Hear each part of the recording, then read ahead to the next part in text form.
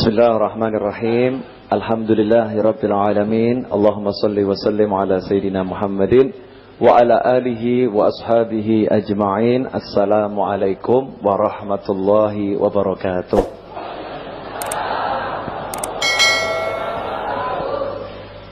Mohon maaf, saya datangnya jam 9 lebih 2 menit sesuai perjanjian khusus malam hari ini. Karena di rumah saya ada kurang lebih 100 tamu, ya, lebih dari 100 tamu yang harus saya urusi. Yang kebetulan tadi jam 9 kurang seperempat itu baru datang. Ya, ini satu pesantren dari Jakarta, lengkap dengan murid-muridnya, dengan istrinya, dengan teman-temannya, dengan pengikutnya. Pokoknya satu perangkat gitu ya. Ditambah lagi juga ada teman-teman yang rapat di rumah, termasuk ya teman-teman dari berbagai elemen ya, kumpul di situ macam-macam. Ada Pak Moko dari Sukarjo, ya, urusannya Pak Moko kan urusan bis itu kan, ya. Pak Moko dari Sukarjo, ada banyak kawan di sana untuk membahas kegiatan yang sedang kita gagas, yaitu tanggal 18 Maret 2012 jam 9.30 pagi insya Allah. Malam hari ini kita ngajinya gini saja, sederhana. Yang hidup dapat duit gara-gara yang mati. Yang hidup dapat duit gara-gara yang mati, yang sudah meninggal dunia. Siapa saja itu? Pertama, anak. Bapaknya meninggal, anaknya mesti seneng. Bapaknya sugih. Kalau bapaknya itu sugih, duitnya banyak, bapaknya meninggal, anaknya pasti seneng. Tangisannya tangisan bohong itu. Ya enggak gitu ya Bu ya. Enggak, ya sedih. Ya, bapaknya meninggal pasti sedih. Tapi di balik kesedihan itu sama Allah dikasih bonus, namanya warisan. Nah, warisan ini bisa sedikit menghibur si anak. Ya, bisa sedikit menghibur si anak kalau anak yang soleh. Kalau anaknya enggak soleh, warisan ini sangat menghibur si anak. Tok rakyat biyen yo mati ini, Pak. Kalau anaknya tidak soleh. Lah ibu, bapak pengen punya anak yang soleh atau yang enggak soleh? Anak yang soleh. Anak yang soleh begitu dapat warisan 1 miliar, yang 1,5 miliar dibuat bangun masjid. Masya Allah deh. Saya pengen banget masjid 0,5 M buat bapak saya. Ini soleh pol. Panjenengan sakit mengaten dereng. Dapat warisan 1 M, yang 0,5 M dibuat bapaknya yang udah meninggal, siap boten? Jujur ngapusi. Mesti kan banyak. Wah, Ustaz, 500 juta cuma suruh buat bangun masjid buat bapak saya. Bapak saya kan udah meninggal. Ya udah, saya yang hidup nih butuh. Loh, padahal ini uangnya siapa nih? Ini uangnya ayahnya. Yang begini kira-kira soleh atau belum soleh? Belum soleh. Dados panjenengan termasuk yang soleh atau belum soleh? Ngaku. Ya, kalau angkanya kecil mungkin wah anak soleh gitu kan. Kalau begitu saya kasih angka yang besar 500 juta buat bangun masjid untuk ayahnya, mikir padahal itu duitnya ayahnya. Betul enggak? Setelah meninggal berubah haknya jadi milik si anak. Satu anak dapat 1 M, ini diminta setengahnya buat ayahnya. Dan pasti kalau diberikan untuk ayahnya, si anak akan diganti oleh Allah Ta'ala. Karena di Al-Quran dikatakan, siapa yang sedekah itu Allah yurbis sedekah. Allah akan melipat gandakan pahala sedekah. Jadi kalau 1,5 M dikasihkan buat ayahnya, gantinya itu minimal adalah 1/2 kali 10. Berarti minimal 5 M. Tuh, takut atau enggak? Kok diem semua? Hah? Bener ya yang saya omongkan ya? Bener atau salah? Bener kan? Takut kan ngeluarkan duit banyak? Bener kan? Makanya zaman sekarang banyak orang itu yang ngelarang tahlilan. Kenapa? Orang gelem ngetokake duit go bapake. Paham?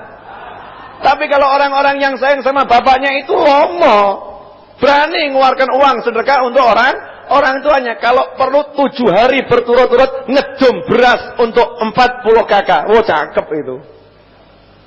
Iya, raketang sekilo. Satu hari 40 kilo. 7 kali 40, 280 kilo. Anggap 1 kilonya 10.000 kan? Anggap gitu aja.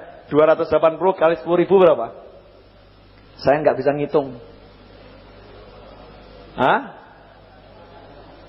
Cuman 2.800.000. Cuman segitu. 28 juta atau 2.800.000? Saya nggak ngerti loh, terus terang hitung-hitungan. 10.000 nolnya tambah 1 jadi 100.000. Ya. Ditambah angka 28 nolnya 5 di belakang. Jadinya berapa? 2.800.000. Banyak atau sedikit? Sedikit kan? Nggak banyak toh?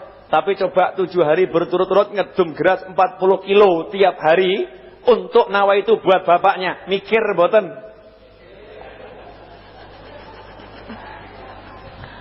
Mikir. Ini orang kelompok mikir. Yang model mikir kakek mikir ini dikatakan dalam hadis yang sahih, dalam Sahih Bukhari dikatakan, siapa yang hitungan, Allah juga hitungan kepadanya.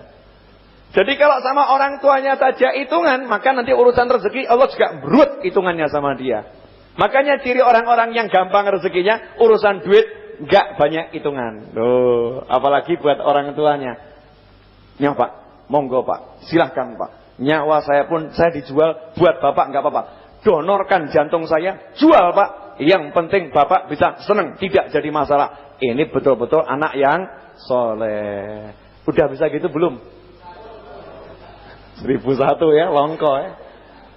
Belum tentu 1.001, 1 juta 1 kali.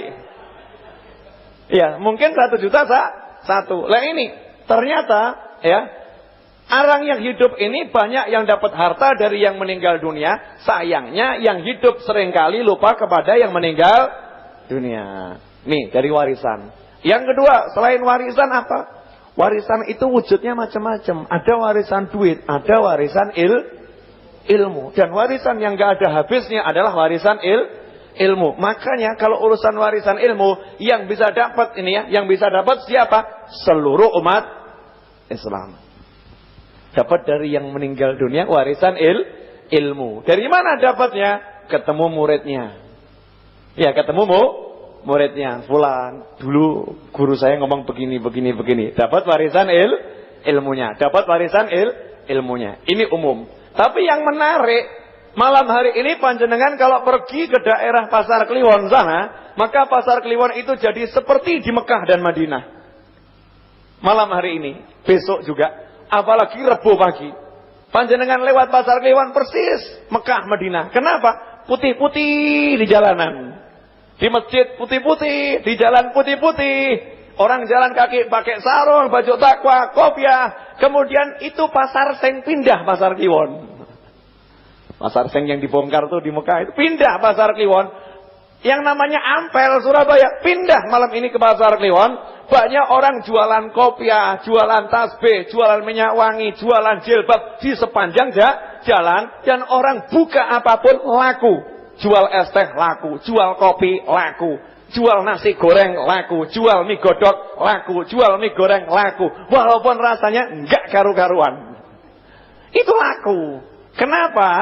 Kenapa laku? Dapat berkahnya yang meninggal dunia. Karena ini lagi ada suatu kegiatan yang namanya haul. Kalau diterjemahkan, peringatan kematian. Wih. Setahun peringatan kematian.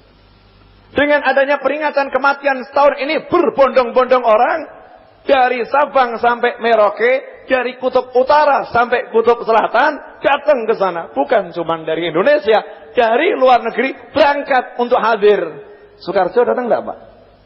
Oh banyak, alhamdulillah. Dia datang ke sana untuk apa? Memperingati kematian. Kematian siapa? Seorang ulama. Jadi ulama yang udah meninggal dunia ini hebat. udah meninggal dunia bisa ngumpulkan puluhan ribu orang dari berbagai bangsa yang beda-beda, suku yang beda-beda. Madura ada, Sunda ada, Jawa ada, ya kan? Dari suku Bugis ada, Batak ada, dari Arab ada, dari Inggris ada, lengkap, semuanya kumpul. Inilah yang dikatakan Rasul dalam sebuah hadis, kelak di hari kiamat ada orang-orang yang duduk di mimbar-mimbar yang terbuat dari cahaya. Para nabi pun iri melihat mereka, para rasul pun iri melihat mereka, padahal mereka itu bukan nabi, mereka bukan syuhada. Saat ditanya siapakah mereka, Rasul menjawab, mereka adalah sekelompok orang dari suku yang berbeda-beda, dari bahasa yang berbeda-beda. Mereka kumpul untuk berzikir kepada Allah, dan setelah mereka kumpul benar-benar berzikir kepada Allah. Nih di Pasar Kliwon lagi ada. Tuh orang-orangnya nanti akan duduk di atas mimbar-mimbar terbuat dari cahaya. Ada orang ngomong, Ustaz, bid'ah. Yang berbuat bid'ah neraka. Yang berbuat bid'ah neraka. Jadi itu yang di Pasar Kliwon neraka kabeh. Masya Allah. Segitu banyak neraka katanya gara-gara memperingati kematian. Itu kan cuma terjemahan bahasa Indonesia, peringatan kematian. Emangnya Rasul nggak pernah memperingati kematian? Rasul itu setahun setelah perang Uhud, Rasul kembali ke medan Uhud, mengucapkan salam kepada sahabat yang ada di Uhud dan mendoakan sahabat yang di Uhud. Kenapa nunggu setahun? Kenapa?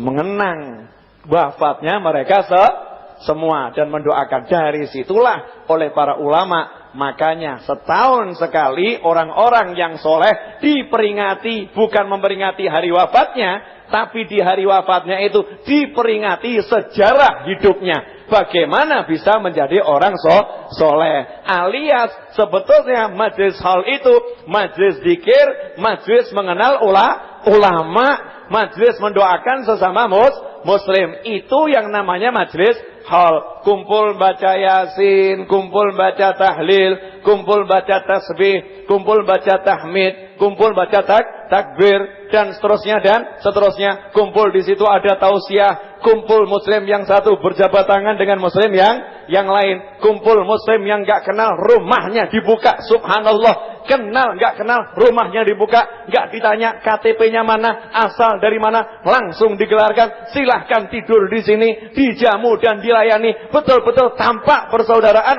umat Islam. Panjenengan cari dimanapun enggak akan ketemu kecuali di majlis haul. Enggak ditanya, maaf, kartu organisasinya mana? Tanda anggota mana? Selain anggota dilarang masuk. Ada gitu? Enggak ada. Ini Islam kok tanya kartu anggota.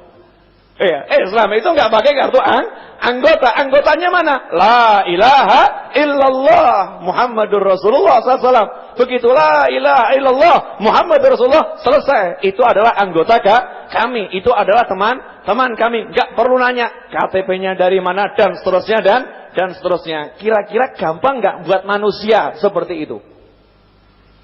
Ini di Pasar Kliwon begitu sekarang. Dibuka rumahnya, kenal enggak kenal silahkan masuk. Membuat hati orang begitu mudah atau susah?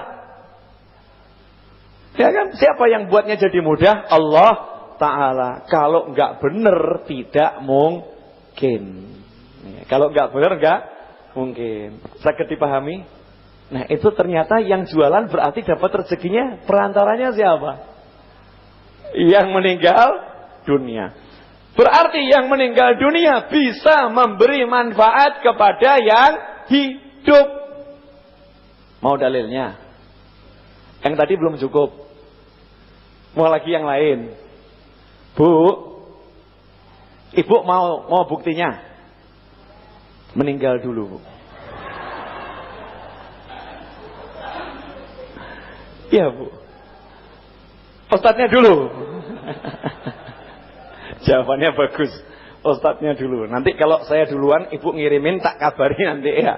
Insya Allah. Tapi setelah usia panjang. Kita sama-sama duluan setelah usia panjang dalam kebaikan, dalam kenikmatan, sehat walafiat, sejahtera, bahagia, kaya raya, husnul khotimah. Pengennya gitu kan? Iya, masuk surga. Ingat gak kisah Nabi Ibrahim alaihissalam? Nabi Ibrahim, waktu Nabi Mi'raj ke langit, ketemu dengan Nabi Ibrahim. Di situ kan diajari, sampaikan salamku untuk umatmu dan perintahkan umatmu untuk banyak mengucapkan. Ada dua riwayat. Riwayat pertama, la haula wala quwata illa billah. Riwayat kedua, subhanallah walhamdulillah wala ilaha illallah, Allahu akbar. Karena ini adalah tanamannya surga. Siapa mengucapkan sekali, ditanamkan satu pohon korma di surga. Yang ngajarin siapa itu? Nabi Ibrahim masih hidup atau udah meninggal dunia? Sudah meninggal dunia. Yang diajarin siapa? Nabi Muhammad SAW. Nabi Muhammadnya masih hidup atau udah meninggal dunia? Masih hidup. Kemudian disuruh nyampaikan kepada siapa? Kepada umatnya. Umatnya ada berapa kelompok? 2 kelompok. Yang ditemui Rasul artinya masih hidup, dan yang belum lahir. Iya. Nabi Ibrahim dari alam barzakh bisa mengajari manusia yang masih hidup dan manusia yang belum lahir. Yang ngajarin siapa? Masih hidup atau udah meninggal? Udah meninggal. Ini loh hebatnya ulama. Meskipun udah meninggal dunia, masih bisa ngajarin yang hidup. Jadi jangan heran kalau ada ulama-ulama yang belajar dari orang-orang yang sudah meninggal dunia. Bagaimana caranya? Kalau Nabi bertemu di alam nyata, karena beliau adalah Nabi Muhammad SAW, al-ulama warasatul anbiya, para ulama adalah pewaris para nabi, makanya ulama mendapatkan ilmu itu lewat mimpi. Sebetulnya ada satu rahasia, tapi diceritakan nggak apa-apa, boleh. Off the record masih dik. Ya, tapi ya tidak apa-apa, dilanjutkan. Ini live kan? Live enggak nih? Live, biar live. Cuman untuk pendengar ini rahasia, jangan diceritakan orang lain ya. Amanat, jangan bilang-bilang orang. Beberapa bulan yang lalu saya, Ustadz Haji Soni Parsono, tambah ganteng sekarang ya. Insya Allah, mau dapat anak itu loh, jadi tambah ganteng. Bu Soni sama duduk diem sama Solawati, ojo konomoto gitu ya Bu ya. Engkau diomongin tambah ganteng, golek bojo meneh gitu. Saya jaga Bu, jangan khawatir. Saya tidak ngajari loh Bu, tidak ngajari. Saya ingatkan jangan nambah lagi. Ingat Pak Soni, ini live didengarkan semua orang. Ya, siapapun yang mau dilamar Pak Soni tolak ya, ingat. Udah Bu, jangan khawatir Bu, selesai toh Bu. Katanya kan manut sama gurunya kan? Ya, ini gurunya udah ngomong, siapapun yang mau dilamar Pak Soni tolak. Kalau Habib Novel terima. Ya. Pak Soni gitu ya. Biar ketawa semua gitu, enggak tegang terus dia. Enggak tegang terus. Ini cerita saya dengan Haji Soni Parsono. Berapa bulan yang lalu di rumah makan di Sukaharjo, betul Pak? Kebetulan di situ ada seorang ulama nasional dan beliau merupakan salah satu ulama yang sangat bersemangat untuk menjadikan Indonesia hafal Al-Quran, yaitu Ustadz Yusuf Mansur. Semoga Allah memanjangkan usia beliau dalam keadaan sehat walafiat dan yang terbaik. Begitu pula kita semua. Beliau cerita ada satu orang yang masih muda. Ya masih muda, artinya usia baru 40-an gitu ya. 40-an. Bilang sama Ustadz Yusuf Mansur, Pak, saya ini belajar dari kakek buyutmu. Kakek buyut, jadi bukan kakek ya, kakek, ayahnya kakek. Saya belajar dari ayahnya kakek kamu, yaitu Mbah Yai Mansur. Bingung Ustadz Yusuf Mansur. Duh, lawang saya aja nggak ketemu kakek saya, apalagi ini ayahnya kakek saya. Mana mungkin gitu kan? Tapi benar ketika ketemu tuh heran karena ilmunya kakek buyutnya ini ada semua. Ilmu falak. Ya. Persis nerangkan, diuji di sebuah stasiun televisi, benar semua. Terus nanya, loh caranya belajar gimana kamu? Kan kakek buyut saya udah meninggal dunia. Gimana caranya belajar? Silahkan ditiru. Wow, ini yang nggak suka ini mulai cekot. Silahkan ditiru. Sewaktu kakek buyutnya Ustadz Yusuf Mansur masih hidup, ngomong begini. Siapa yang mau belajar kepada saya kalau saya udah meninggal dunia, datangi makam saya, pegang batu nisannya, goyangkan, saya akan mendatanginya. Wah, kimbah bayi bid'ah iki. Ini bener, ini ceramah beliau, betul Pak Sony ya. Yang dengar tolong jangan cerita sama orang lain, rahasia. Jadi kalau Ustadz Yusuf Mansur nanya, Ustadz kok diceritakan? Saya udah bilang sama yang saya ceritain, jangan cerita, rahasia. Bener loh ya, rahasia. Paham?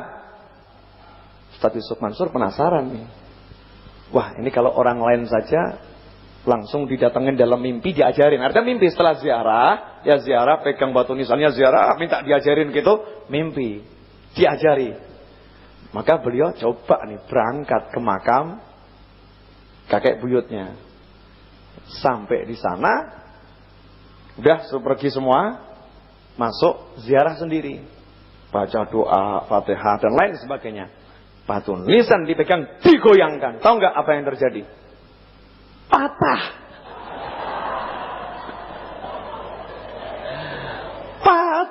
Kata Ustaz, wah patah. Wah langsung bingung di satu Mansur ini. Ini karena batu nisan ini sudah umurnya, ya Allah, berapa puluh tahun kan. Langsung panggil tuh yang jaga masjid, jaga makam ya. Ini siapa yang matahin ini? Siapa yang matahin gitu ya? Benerin, kasih duit, beresin gitu ya. Padahal beliau yang matahin gitu. Rahasia, makanya jangan bilang. Itu orang Jakarta nggak tahu. Yang denger ini kalau lewat streaming jangan cerita orang-orang loh ya. Ini rahasia ini. Patah gitu. Terus beliau mikir, kenapa ini orang yang nggak kenal datangi kakek saya, giliran saya yang goyang bukannya datang patah gitu. Padahal batu nisan ini nggak pernah patah ini, dipegang beliau patah kan celaka ini. Maksudnya apa? Mikir itu. Akhirnya dapat jawabannya. Kenapa? Kalau yang tadi datang dengan yakin, kalau beliau nyoba-nyoba, kira-kira datengin nggak ya? Kira-kira datengin nggak ya? Kurang ya, yakin. Hasilnya apa? Patah. Masih ingat kan cerita saya tentang seorang kiai yang punya pesantren di tengah danau, kemudian air danau pasang, muridnya kemudian mau pulang. Saat itu Pak Yainya ngomong kepada muridnya, tinggallah kamu di pesantren, pulangnya besok saja kalau airnya udah surut. Muridnya mengatakan, saya punya ibu di rumah, jadi nggak bisa, saya harus pulang. Pak Yai mengatakan tidak ada kapal yang bisa mengantar, semua takut airnya pasang. Maka kemudian si murid mengatakan, Pak Yai saya harus pulang. Pak Yainya sambil lalu mengatakan, ya udah baca bismillah, kamu jalan di atas air. Sambil lalu Pak Yai ini pergi. Besok paginya Pak Yai ketemu santri nanya, gimana tadi malam bisa istirahat enak, tidur di pesantren enak. Maka si murid mengatakan, saya nggak tidur, saya pulang. Loh gimana kamu pulang? Ya seperti yang Pak Yai ajarkan. Gimana? Baca bismillah, saya jalan di atas air. Pagi ini juga danaunya masih pasang. Dari rumah saya baca bismillah, jalan di atas air. Pak Yai tanya, bener Pak Yai. Nanya sama murid-murid saya, bener Pak Yai. Giliran sudah pesantren agak sepi, Kiai ini pergi ke tepi danau, kemudian dia baca bismillah, hasilnya kelelep. Kelepnya tenggelam. Kenapa tenggelam? Waktu melangkahkan kaki, iso orayo, kelelep apa ora. Hatinya kurang yakin, nggak bisa. Syaratnya adalah yakin. Nah, Ustadz Yusuf Mansur kemudian mulai membuka rahasianya. Ini beberan rahasia nih. Mau buka-bukaan rahasia ya? Rahasia yang baik-baik kan nggak apa-apa ya? Ya, ntar lagi saya pulang pokoknya. Janji nggak sampai jam 10 hari ini, khusus hari ini. Tega sama tamu-tamu saya. Baru nyampe loh nih. Dari Jakarta ke Cirebon, Kudus sampai Surabaya, ziarah 9 wali, baru datang ke Solo. Betapa beruntungnya rumah saya. Habis ziarah keliling wali, masuknya Ar-Raudhah. Alhamdulillah. Jadi wali songo dijak melebu kabeh. Ya kan sangat beruntung. Itu makanya kalau datangkan tamu tuh ya, Bu, datang tamu tuh enak, Bu. Mau tahu enggak rahasianya? Rasul bersabda, tamu yang datang kepadamu, bil makna ya, tamu yang datang kepadamu datang dengan rezekinya sendiri, kalau pulang bawa dosa-dosamu. Enak Allah. Jadi enak. Panjenengan kalau bertamu ke rumah saya, datang rezekinya sendiri, artinya kalau pas saya rodok longgar duitnya, ya makannya enak kan begitu. Ya jatah rezekinya segitu. Kalau pas rodok sempit sayanya, ya mungkin dapatnya juga sempit, air aqua, ya itu jatah rezekinya cuma segitu. Tapi yang pulang nih, begitu tamu nih pulang, dosa saya dibawa pulang. Yang untung saya atau tamunya? Mau bertamu ke rumah saya? Hadisnya begitu, pulang membawa dosa yang punya rumah. Tapi yang dimaksud bahwa dosa yang punya rumah bukan kemudian dosa saya dibawa pulang, bukan. Dosa saya diampuni Allah seiring tamu itu berjalan pulang. Artinya kalau tamu datang, hasilnya yang punya rumah diampuni dosanya. Itu kalau tamunya 1. Kalau tamunya 100 gimana? Kalau 200 bagaimana? Nah, bapak-bapak, ibu-ibu, pengen enggak rumahnya banyak tamu?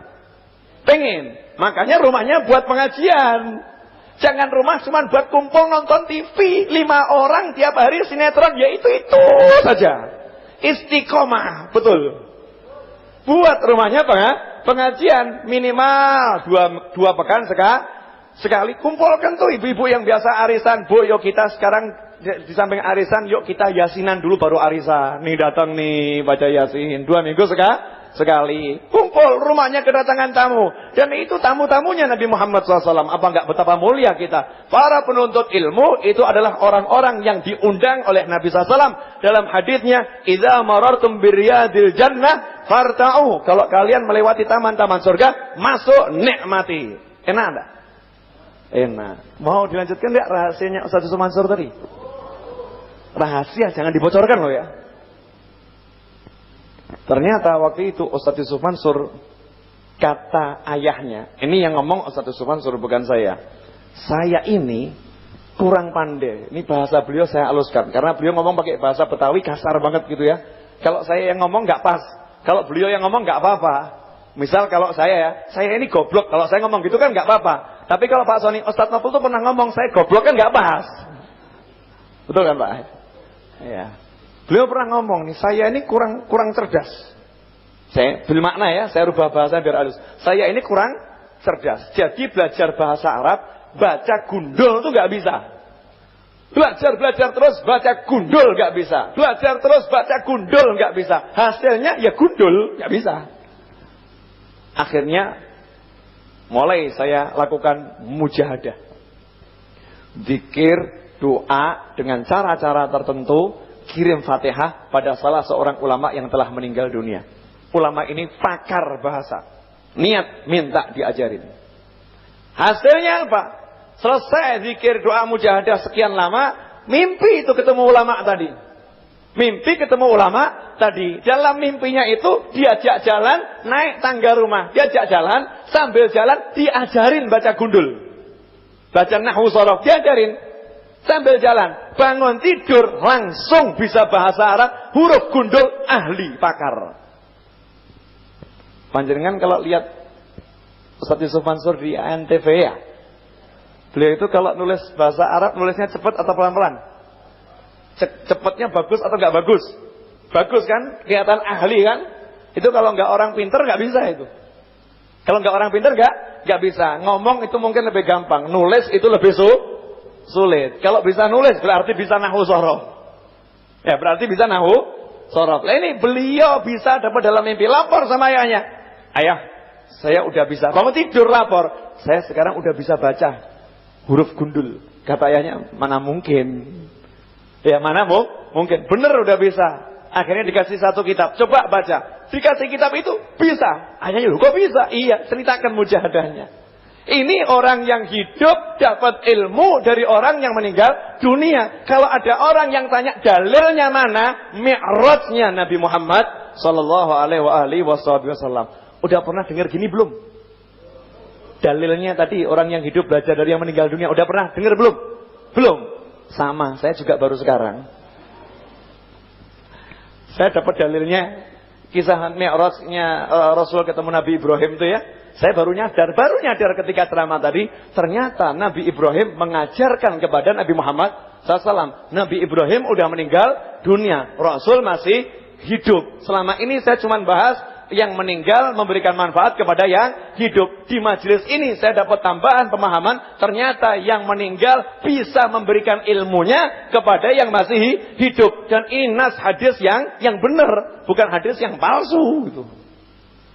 Oh, asik ya.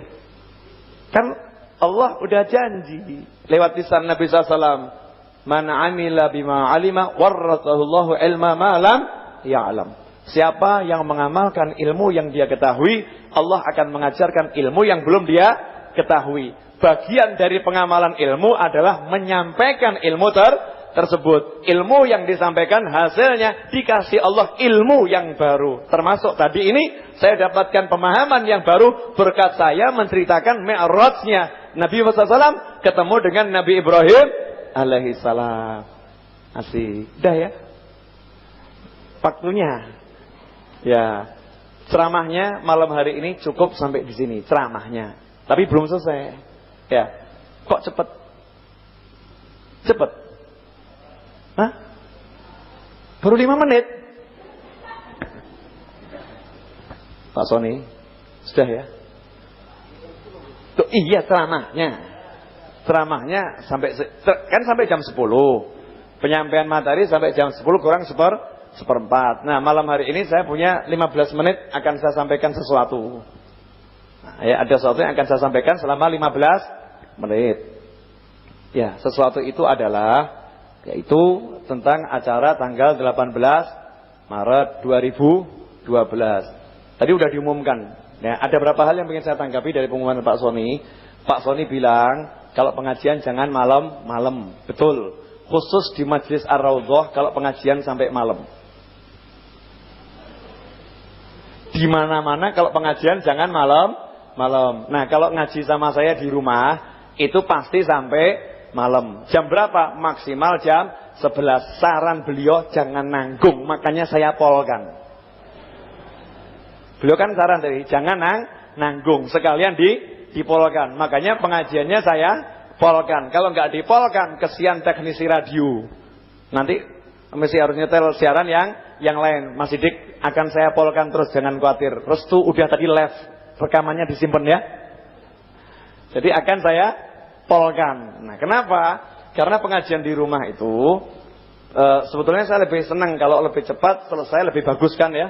Tapi ternyata begitu majelis kemudian kita ngomong, nyampaikan gitu, tidak terasa gitu ya, tidak terasa. Dan itu bukan cuma saya yang hadir, bahkan yang mendengar di rumah pun tidak terasa. Dan banyak yang mendengar di rumah itu tidak terasa, bangun-bangun udah jam 3 malam.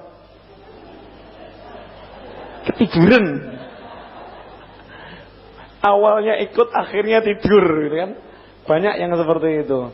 Nah, tidak terasa, memang betul-betul tidak terasa. Tahu-tahu udah jam 10:30. Tanya jawab sebentar, tahu-tahu udah jam 11. Nah, kalau memang ada mungkin 1-2 orang yang memang pengen majelisnya selesai awal, 1-2 orang, saya juga termasuk yang pengen majelisnya selesai awal. Cuman demi kepentingan komunitas yang jauh lebih besar, maka dengan terpaksa kepentingan 1-2 orang, termasuk kepentingan saya sendiri, kepentingan anak saya, kepentingan istri saya, kepentingan orang tua saya, itu saya kalahkan demi kepentingan orang banyak. Jadi nanti kalau ternyata ibu-ibu hari Senin depan protes, Pak Sony harus ngalah itu. Pak Sony jam 10 kurang, minta sampai jam 10:30. Boleh. Tapi saya rasakan nggak begitu loh. Insya Allah jam 10 udah cukup ya. Cukup. Yang nggak cukup hanya di Raudhah. Boleh di rumah saya sampai malam boleh. Terserah. Dengan catatan kalau mau tidur silakan tidur. Ya, mau tidur silakan tidur. Itu kan di rumah, bukan di masjid. Jadi lebih bebas, lebih nyantai. Kemudian yang kedua, tanggal 25 Maret ini kan Pak Sony punya gawe nih, Al Hidayah punya gawe. Ya ayo kita sukseskan, benar-benar sukseskan. Nawa itu ngajak orang gitu ya. Nawa itu ngajak orang. Minimal begini loh. Biar teman-teman kita yang yasinan, tahlilan, sholawatan dan lain sebagainya itu tambah mantep gitu. Tambah mantep. Kalau yang namanya ahlus sunnah wal jamaah yang asli itu ya ini. Karena sekarang banyak orang pakai label ahlus sunnah wal jamaah. Cuman yang asli yang mana? Yang beneran tuh yang mana? Judulnya wal jamaah. Wal jamaah itu mesti jamaahnya banyak. Wal jamaah wonge mung 30, ya bukan wal jamaah gitu. Nah, Ahlus Sunnah wal Jamaah ini adalah kelompok terbesar dari umatku. Tidak mungkin kelompok terbesar dari umatku berkumpul dalam kesesatan. Itu yang disampaikan oleh Nabi Muhammad SAW. Dan alhamdulillah ini kelompok yasinan, tahlilan, zikir dengan suara keras. Kelompok orang-orang yang kumpul banyak untuk mengadakan majelis akbar. Ini di seluruh dunia merupakan kelompok yang terbesar. Makanya jangan minder. Kalau di masjid panjenengan ada yang larang-larang tahlilan, laporkan Pak Soni, selesai. Paham? Jadi mulai sekarang kalau di masjid panjenengan ada orang yang ngelarang loh ya. Berani ngelarang-larang orang tahlilan, berani ngelarang-larang orang yasinan, berani ngelarang loh ya. Ngelarang, minta menghentikan maulid, laporkan kepada Pak Soni, laporkan kepada Nahdlatul Ulama, laporkan kepada Ahlus Sunnah wal Jamaah. Kita akan tuntut orang yang seperti itu karena telah apa? Orang tersebut telah menghalangi umat Islam untuk melaksanakan ibadah sesuai dengan agama dan kepercayaan masing-masing di tempat yang sifatnya milik orang banyak.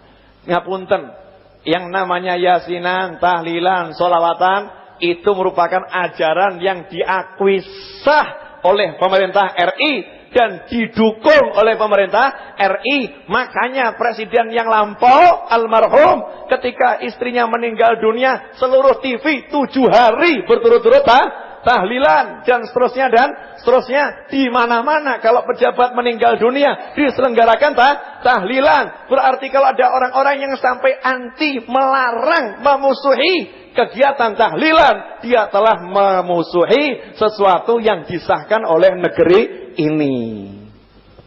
Loh, kok tegang semua? Oh, saya ngomongnya sama santai, sama senyum-senyum kok ini. Senyum enggak saya? Senyum kan? Yang di rumah biar ngerti dipikir saya senyum. Wah, gitu. Nyantai senyum-senyum. Ya jangan sampai ngelarang-larang. Kalau yang enggak suka tahlilan enggak apa-apa ya. Enggak suka tahlilan boleh, enggak suka yasinan boleh, enggak suka sholawatan boleh. Yang enggak boleh ngelarang. Kalau ngelarang anaknya sendiri monggo, ngelarang istrinya sendiri monggo, ngelarang istrinya orang lain enggak boleh, perkara dengan suaminya nanti. Enggak boleh, itu ada aturannya, semua ada aturannya. Kita mencela orang kafir saja tidak boleh, apalagi sesama muslim. Ini harus diuruskan. Karena itu nanti tunjukkan tuh tanggal 25 Maret. Masya Allah, yang datang dari ujung sampai ujung. Kalau itu neraka semua, lah yang di surga siapa? Jawabannya, ya saya dan golongan saya. Utiane neraka, surga niki mung gurumu karo kowe. Nah terus pembubardiran surga gitu ya. Mubazir nanti surganya cuma buat dia dan kelompoknya ya. Sedangkan Rasul minta seluruh umatnya masuk ke dalam surga. Itu satu. Kemudian tentang acara 18 Maret. Bentar lagi habis jamnya. Acara 18 Maret. Gini, saya buat konser solawat. Mungkin judulnya rada aneh ya. Konser solawat. Solawat kok dikonserkan. Itu kan sekedar judul. Judul. Isinya adalah tabuhan rebana. Ya. Kemudian lantunan seruling. Oh, seruling juga. Lantunan seruling. Kemudian nanti ada suara-suara yang insya Allah merdu. Kita kemas sedemikian rupa sehingga kalau didengarkan itu bisa menggugah jiwa. Saya pengen kita ini senang dengan musik, tapi yang Islami religi. Ya, Islami religi sufi. Musiknya itu dan nuansa sufi. Saya lagi melobi beberapa bentuk tarian. Nanti kalau bisa disuguhkan 18 Maret itu ada beberapa bentuk tarian sufi. Ya semoga bisa ya, karena semua waktunya kan mepet ya. Waktunya mepet. Niat itu juga saya muncul tiba-tiba. Jarang saya itu punya niat yang dari jauh, jarang. Semuanya sifatnya spontan. Termasuk buku Ahlul Bid'ah Hasanah. Yang kedua itu membahas tahlilan dan muji Rasul. Ya, muji Rasul dengan rebana, ya, muji Rasul dengan syair-syair. Dalilnya itu apa? Itu diungkap dengan jelas. Kemudian tahlilan, nih katanya sekarang ada video mantan agama itu gitu ya. Mantan agama itu bilang setelah dia masuk Islam yang namanya tahlilan 7 hari 40 hari itu adatnya orang yang beragama itu. Katanya dia. Katanya dia itu fitnah. Itu fitnah. Tahlilan itu ajarannya para sahabat. 7 hari itu ajarannya para sahabat. Akan saya buktikan di buku Ahlul Bid'ah Hasanah yang kedua. Silakan datang nanti bedah bukunya, baca bukunya kalau belum puas. Nah, bedah buku ini, kalau misal bukunya banyak kekurangan saya minta maaf. Karena buku ini dari mulai nulis, ngedit sampai masuk percetakan, layout dan lain sebagainya, prosesnya cuma 5 hari. 148 halaman, cuma 5 hari. Dengan segala kesibukan, saya ceramah, terima tamu, dolan ke mall dan lain sebagainya. Itu cuma 5 hari. Jadi kalau masih banyak yang salah, mohon maaf. Maksud saya gini loh, yang 5 hari saja ditulis dengan anak kecil, Novel bin Muhammad Al-Idrus, Novel bin Muhammad Al-Idrus, anak kecil, bukan ulama yang nulis. Isinya nanti udah insya Allah udah seperti itu. Nah kira-kira kalau ulama-ulama gede, kemudian garapnya serius, seperti apa gitu loh. Kurang mantapnya apa dengan Ahlus Sunnah wal Jamaah. Paham maksud saya? Biar panjenengan semua mantap. Saya sewa Sritek Arena yang mantan ex-gor Bhinneka ya. Letaknya di belakang Sriwodari, di belakang Sriwodari. Gedung itu saya tanyakan kepada penjaga di sana, pernah dipakai untuk pertandingan, untuk di tribun, semua tribun dipakai, lapangan dipakai untuk pertandingan, bisa sampai 4.700 peserta, penonton. Bisa sampai 4.700 penonton. Kok tahu? Kan ada tiketnya, ada tiketnya. Sedangkan nanti itu tribun dipakai, lapangan juga dipakai. Jadi kapasitas kalau sampai sekitar 7.000, 8.000 insya Allah bisa masuk. Nah, alangkah memalukan judulnya konser sholawat, kemudian bedah buku Ahlul Bid'ah Hasanah yang kedua, Ahlul Bid'ahnya nggak nongol, cuman 10 orang, kan malu. Malu. Panjenengan mau malu enggak? Kalau enggak mau malu ya, silahkan datang. Ustadz kalau buat iklan pinter ya. Ya. Kalau tidak mau malu silahkan datang untuk nunjukkan nih Ahlus Sunnah wal Jamaah. Dan jangan khawatir, saya mohon maaf, saya cuma bisa menyediakan konsumsi untuk 4.000 peserta. Ya, konsumsinya untuk 4.000 peserta. Kalau minum insya Allah sampai 7.000 orang saya layani.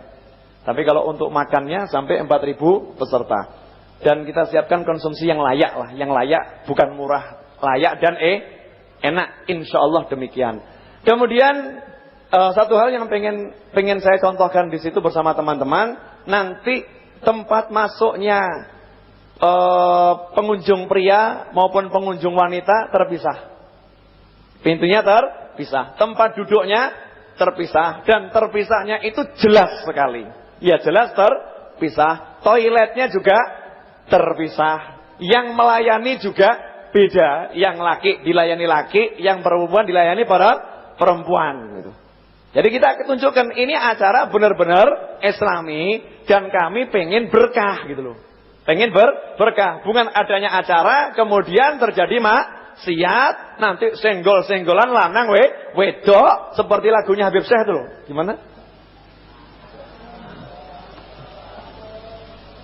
Gimana lagunya? Lanang karo wadon. Apa? Manggon sepi-sepi terus? Hah? Nyanding senggol. Terus kalau mulai boncengan. Ya. Mulainya boncengan. Itu kan Habib saya udah nyindir dari lagunya, bener gak? Sering kan setiap acara disampaikan ya. Makanya kita nih sadar gitu. Maksudnya Habib saya apa? Ojo ngono gitu loh ya. Ya ojo ngono ya, buat majelis jangan sampai terjadi yang seperti itu. Tertib, usahakan. Nah ini kita coba. Dan kalau di gedung insya Allah saya salut dengan acara waktu geladak bersolawat. Geladak bersolawat itu betul-betul bisa terpisah antara pria dan wanita. Padahal itu di jalan raya. Terpisah antara pria dan wanita. Bisa. Kalau kita mau insya Allah bisa. Nah acara harus seperti itu. 18 Maret. Saya mau nanya di sini. Yang kira-kira pengen datang coba angkat tangan. Alhamdulillah. Kira-kira pengen kan banyak. Di atas 90% kan udah banyak. Berarti kan saya nggak izin nanti insya Allah. Coba para pendengar yang pengen datang. Pak Sony nomor handphonenya berapa? Takut ya. Kalau saya kasih yang pengen datang silakan SMS ke nomornya Pak Sony gitu ya. Ngapusnya bingung. Del. Repot nanti gitu. Repot. Nah, lewat majelis ini saya mengundang semuanya ya. Saya mengundang semuanya untuk hadir dengan segala keterbatasan ya. Dengan segala keterbatasan. Insya Allah kalau acara itu sukses, setiap 3 bulan sekali akan saya selenggarakan sebuah acara yang seperti itu dalam bentuk format yang berbeda-beda. Saya pengen Ahlus Sunnah wal Jamaah kumpul benar-benar ngaji ilmu. Benar-benar ngaji ilmu. Pulang udah bisa ceramah.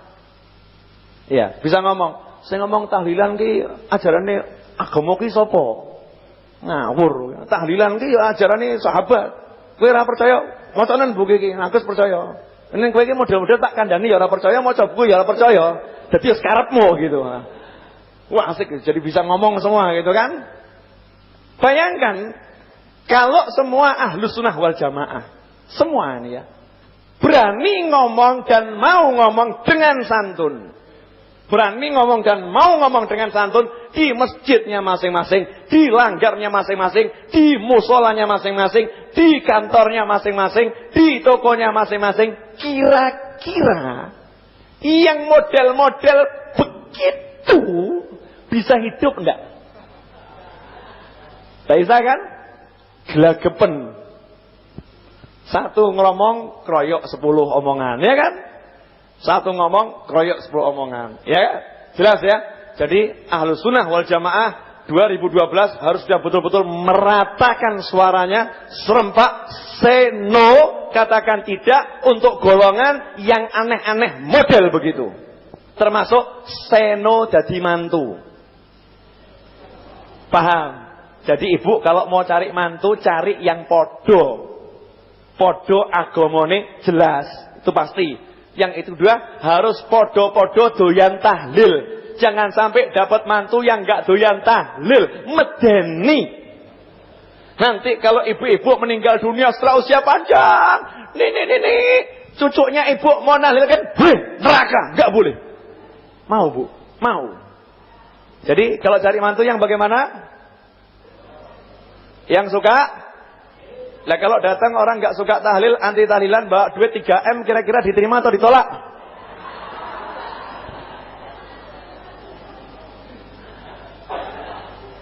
Gimana? Jangan ditolak, jangan diterima. Gimana? Kasih syarat. Kamu belajar dulu sampai doyan tahlil. Saya temukan dengan guru saya, silahkan ditanya guru saya, silahkan dihujat, silahkan di ini, pasti dia akan menjawab. Kalau ternyata kamu nggak berubah, baru saya tolak. Semoga kamu berubah, 3M saya terima. Gitu. Pinter sitik gitu loh ya. Jangan keburu emosi langsung tolak. Enggak seperti itu. Itu cuman bahasa ekstrim saya untuk menunjukkan hati-hati terhadap anak gadis ibu. Jangan sampai salah diberikan orang. Karena ada seorang ibu yang meninggal dunia, kemudian anak mantunya melarang keluarga semuanya untuk menahlilkan. Betul enggak? Iya. Sehingga Pak Leknya, Pak D-nya kalah. Loh, ini anak satu-satunya kan enggak punya kuasa ya. Enggak punya kuasa. Padahal ibunya sangat doyan tahlil. Mikir mengatakan boten. Nanti mikir dereng. Mikir. Kapan mikirnya? Jelas semuanya? Ya. Terakhir. Sudah lewat Pak Sony. Jadi kalau mau di-cut radionya enggak apa-apa. Tapi nunggu perintah dari situ. Di-cut enggak nih radionya, Pak? Oh, lanjut. Jadi hari pertama saja udah batal. Yes. hidup. Wah. Setuju ya? Tapi saya buat nggak nanggung, jadi 10 lebih dikit udah selesai gitu ya. Terakhir. Ini udah saya ajarkan di mana-mana. Malam hari ini akan saya ulangi sekali lagi di Majelis Al-Hidayah. Ini penting soalnya. Kalau ada orang, kita nggak boleh emosi ya. Ada orang mencaci tahlilan, mencaci maulidan, mencaci sholawatan, yasinan, mencaci maki, jangan emosi. Orang emosi itu nanti jantungan, darah tinggi, stroke, mau. Enggak kan? Jangan emosi, nyantai saja. Caranya gampang. Ini cara jitu dan berhasil. Panjenengan itu jangan tahlilan, neraka nanti. Oh. Iya, itu yang begitu udah ada tuntunannya. Oh gitu. Katanya siapa? Loh itu udah ulama-ulama menjelaskan. Oh, lah ulamanya siapa? Lah ini begini. Oh, di buku mana? Oh, biar ngomong sampai sak jebolnya. Oh, kasih huruf oh gitu. Terakhir kalau panjenengan udah capek, nikmati itu. Menikmati ada orang yang begitu tuh, gudulanan wae. Biar ngomong gitu. Kita yang mudeng kan ya, biar ngomong terakhir. Mas, ngapunten sangat. Jazakumullah khair. Terima kasih ilmunya tadi. Terima kasih banyak.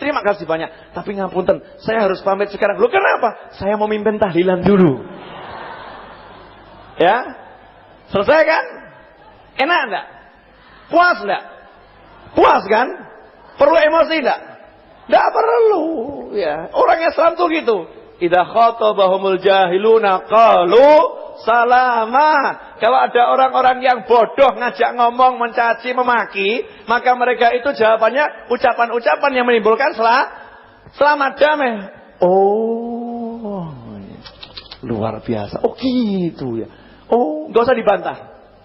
Kenapa? Al-jidal, bantah membantah itu perbuatan yang dibenci oleh Allah. Saya pernah ketika umroh, waduh nyambung lagi nih. Terakhir. Spol ngatik aja. Jadi habis ini mencolot ke sana selesai gitu ya. Saya waktu umroh di Madinah. Kita kan tahu 100 tahun terakhir Madinah, Mekah itu kan dikuasai oleh kelompok yang begitu. Ini kan model baru, 1300 tahun yang lalu seperti kita orang-orangnya. Tapi 100 tahun terakhir yang memerintah di sana, itu bagian agamanya, modelnya begitu. Tapi begitunya nggak seperti begitu yang di sini. Yang di sini terlampau begitu. Yang di sana walaupun begitu nggak begitu. Buktinya yang di sana begitu aja buat tembok untuk lempar jumroh itu kan bid'ah juga. Ya kan? Masa lempar jumroh di tembok? Ada. Lempar jumroh itu di sumur, ini dibuat tembok raksasa untuk lempar jumroh. Bid'ah enggak itu? Itu bid'ah. Yang di sana meskipun begitu, enggak pernah itu mereka sholat pakai katok cingkrang, enggak ada. Saya lihat yang di sana sholatnya pakai jubah semua dan jubahnya panjang. Yang di sana meskipun begitu sholat tarawih 20 rakaat. Yang di sini aja yang begini. Apalagi yang begitu, yang begini aja 8, apalagi yang begitu. Betul enggak? Ya ngaku. Masuk saya ke makam Baqi, ziarah ke pemakaman Baqi. Sampai Pengatawi selesai ziarah saya keluar, masih dalam makam itu ada polisi yang jaga kan. Polisi jaga ngomong ini enggak boleh begini, pokoknya enggak boleh kabeh lah gitu ya. Begini enggak boleh, begini. Lah yang datang ini kan orangnya macam-macam. Ditantang nih polisinya. Guru kamu tuh enggak bener. Ngomong enggak boleh. Jawab, ya ini begini. Bantah-bantahan antara polisi sama salah satu orang yang ziarah. Dirubung orang banyak. Novel bin Muhammad Al-Idrus marah. Ngamuk saya di situ. Ngatik saya katakan, hadza ainul jidal wa hadza bid'ah al-jidal fil makbarah. Bubar langsung. Bubar selesai. Ngamuk saya benar-benar ngamuk, marah. Kenapa? Baik polisinya, orang tersebut tidak hormat kepada manusia yang dimakamkan di sana, padahal itu pemakaman para sahabat yang besar. Dalam hadis Rasul melarang kita untuk berdebat. Yang mau meninggalkan perdebatan meskipun dia benar, maka untuknya surga. Ya kan, untuknya surga. Saya katakan, yang kalian lakukan berdua ini merupakan jidal, perdebatan yang sejati, ya ini. Dan perdebatan di kuburan itu nggak pernah dicontohkan oleh Nabi. Lah ini bid'ah, saya bilang gitu. Bubar langsung semua. Lah bahas bid'ah itu dua-duanya juga lagi berbuat bid'ah yang tidak dianjurkan, tidak dicontohkan. Masa di kuburan kok debat? Di kuburan itu dongo. Di kuburan itu mikirkan nasib yang dikubur. Mikirkan bagaimana kalau kita masuk kubur. Lah ini loh kadang orang nggak sadar ya. Ngomong bid'ah padahal dia sedang berbuat bid'ah. Lah kadang kita terlampau emosi juga berbuat salah. Kenapa kok debat di kuburan? Makanya nyantai saja. Oh, enak enggak? Oh, terakhir ngapunten sih, ngapunten. Sama nunduk sedikit, ngapunten. Matur suwun sangat, tapi niki kula radi keseso. Loh, punten apa, Pak? Badhe mimpin tahlil. Selesai. Itu pulang kena serangan jantung orangnya. Mohon makatan, terima kasih banyak. Saya tunggu kehadirannya. Silahkan besok ada hall di Pasar Kliwon. Silahkan hadir. Ini hallnya seorang ulama besar. Kemudian ada maulid Nabi nanti hari Rabu habis sholat subuh. Silahkan hadir. Ini seorang maulidnya Nabi Muhammad SAW. Kemudian malam Rabu saya Habib Husin Anis Ar-Raudhah tiap tahun memang buat maulid. Ya kebetulan kalau waktu hall kan lagi ngumpul semua. Kita buat malam sebelum. Kalau Rabu pagi itu maulidnya, maka malam Rabunya kita buat maulid, ya karena kumpul cuma di rumah yang kecil, di rumah Habib Hashim di Jalan Mertodranan ya, dekatnya rumah Habib Syekh yang lama. Ya, jadi pom bensin Kapten Mulyadi itu depan pom bensin ada gang. Ya, sebelah timur pom bensin ada gang. Masuk saja. Di dekat pom bensin udah ada yang bertugas nanti untuk mengarahkan. Nah, kalau nanti ternyata jalannya ditutup, maka di sebelah perapatan Batu Rono ke arah Bekonang, ya setelah jembatan pertama turun sedikit ada perempatan, nanti di situ udah ada yang mengarahkan. Ya sudah ada yang mengarahkan, jadi nggak usah bingung. Nanti ada tulisannya, mau datang Maulid Ar-Raudhah gitu biar gampang ya. Buat pendengar dimanapun nanti kodenya Maulid Ar-Raudhah biar tidak bingung. Silahkan. Demikian, mohon maaf untuk semuanya kalau ada kata yang kurang berkenan. Ada suara-suara yang menggelegar, menggagetkan jiwa. Mohon maaf yang sebesar-besarnya. Demikian, wabillahi